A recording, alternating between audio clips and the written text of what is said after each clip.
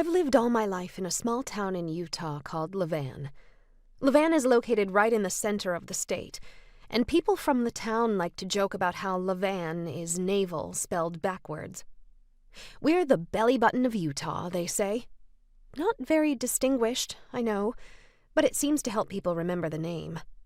Generations of my family have lived in Levan, all the way back to the first settlers in the late 1860s, when the settlement had the nickname Little Denmark. Those first few families that settled the town were Mormons, trying to find a place to finally call home and be left alone, to raise their families and worship in peace. Most of the people in the town were descendants of the fair-haired Danes. My Jensen ancestors were among those early settlers from Denmark, and my hair is still a pale blonde all these many generations later. My mom, with her rich brown hair, was the only non-blonde in the family, and she had no chance against a very stubborn Danish gene. My dad, my 3 brothers, and I all share the same fair hair and sky-blue eyes as my great-great-grandpa Jensen, who crossed the plains as a very young man, settled in early Levan, built a house, and built a life. Many years ago, Levan was a thriving little town, or so my dad said.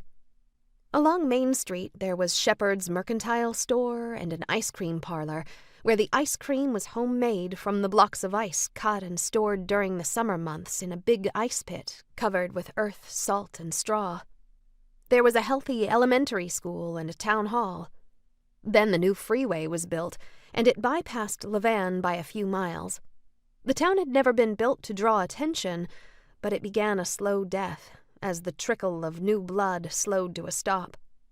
The ice cream parlor was long gone by the time I was born, and then the mercantile had to close its doors.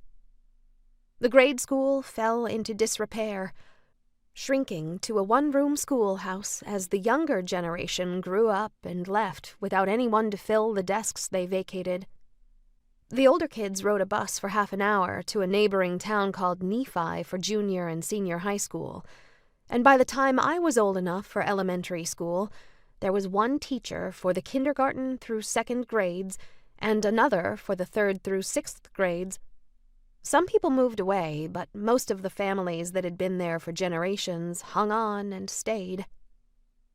All that remained along Main Street was a small general store where the townsfolk could purchase anything from milk to fertilizer. It boasted the name Country Mall. I have no idea why. It was the furthest thing from a mall there ever was.